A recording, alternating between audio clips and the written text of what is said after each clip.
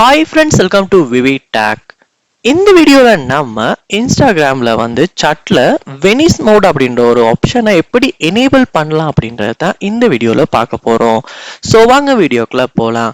Video கடைசி வரைக்கும் skip பண்ணாம பாருங்க. இதான் நம்ம சேனலுக்கு ஃபர்ஸ்ட் டைம் வந்திருப்பீங்களா இருந்துச்சுன்னா நான் தான் விக்னேஷ். மறக்காம நம்ம சேனலை சப்ஸ்கிரைப் பண்ணிட்டு அப்படியே பார்த்துல பெல் ஐக்கனையும் கிளிக் பண்ணிருங்க.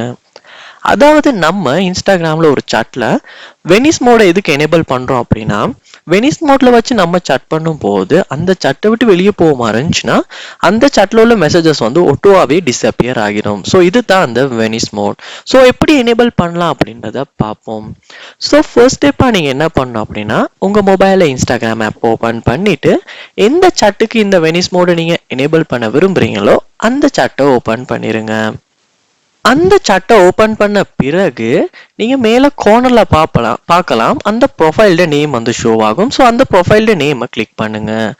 கிளிக் பண்ணதுக்கு பிறகு இதுல பிரைவசி அண்ட் சேஃப்டி அப்படின்ற ஒரு ஆப்ஷன் ஒன்று இருக்கும். அதையுமே கிளிக் பண்ணுங்க.